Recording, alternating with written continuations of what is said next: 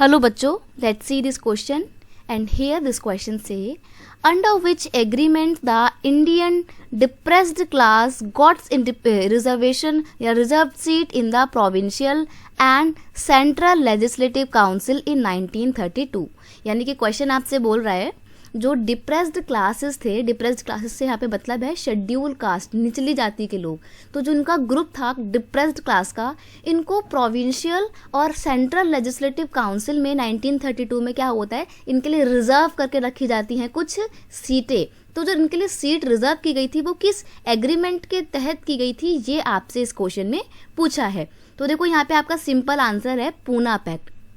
Poona pact एक वो agreement है जिसके तहत डिप्रेस्ड क्लास को सेंट्रल लेजिस्लेटिव काउंसिल में और प्रोविंशियल काउंसिल में 1932 में रिजर्व सीटें मिली थी। अभी एग्रीमेंट किसके किसके बीच में हुआ था? Poona pact was an agreement between Mahatma Gandhi and Bhimrao Ambedkar. Bhimrao Ambedkar को तो वैसे भी डिप्रेस्ड क्लासेस के या शेड्यूल कास्ट के मसीहा बोला जाता है। It was signed in Yerwada central jail on September 1932। जब गांधी जी यरवदा जेल में होते हैं 1932 के दौरान, सितंबर 1932 में गांधी जी और भीमराव अंबेडकर के बीच में एक पैक्ट साइन किया जाता है, उसका नाम होता है पूना पैक्ट। असल में जो डॉक्टर भीमराव अंबेडकर थे ना, ये मांग कर रहे थे कि जो एससी कम्युनिटी के लोग हैं, शेड्यूल कास्ट के, निचली जाति के दलित लोग हैं, इनके लिए अलग तरीके से इलेक्शन होने चाहिए। जैसे मुस्लिम लीग ने अपने लिए रीजनल बेस पे एक अलग इलेक्टोरल एरिया की बात की थी, वैसे ही इन्होंने भी अपने लिए एक अलग इलेक्टोरल एरिया की बात की थी। लेकिन गांधी जी इस बात को बिल्कुल भी मानने को तैयार नहीं थे। उनका ऐसा मानना था कि ये जो दलित हैं ये भी तो हिंदू ही हैं, तो हम इनको क्यों अलग करें, इनको भी हमारे साथ ही शामिल होना चाहिए, सवर्ण के साथ ही शामिल होना चाहिए। लेकिन बस इनके लिए इतना कर देंगे हम कि जो ये लोग हैं इनके लिए कुछ सीटें रिजर्व करके रखेंगे जहाँ पे सिर्फ इसी कम्युनिटी के लोग आएंगे। लेकिन डॉक्टर भीमराव अंबेडकर बिल्कुल भी इस बात पे एग्री नहीं कर रहे थे कि उनके लिए सेपरेट इलेक्टोरल एरिया ना बने।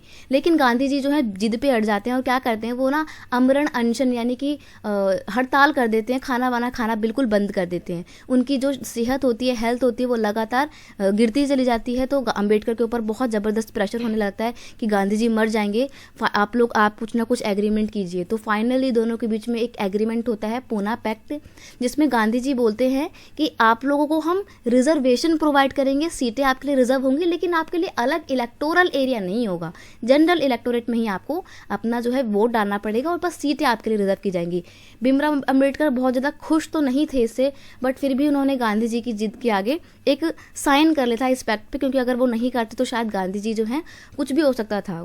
It gave depressed classes reserved seat in the provincial and central legislative council. और उस पैक्ट के बाद क्या होता है, प्रोविंशियल और सेंट्रल लेजिस्लेटिव काउंसिल में डिप्रेस्ड क्लास को एक रिजर्वेशन मिल जाता है, but they were to be voted in by general electorate. लेकिन उनको जनरल इलेक्टोरेट में ही शामिल होना पड़ता है, उनके लिए एक अलग से सेपरेट इलेक्टोरल एरिया नहीं बनता है जिस तरीके से मुस्लिम लीग के लिए बन चुका होता है अपने रीजनल मतलब रिलीजन के बेस में। मुस्लिम लोगों के लिए एक अलग सेपरेट इलेक्टोरल एरिया होता है, लेकिन इनके लिए नहीं होता है।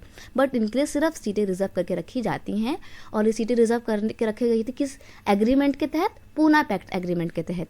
I hope you understand it well. Best of luck.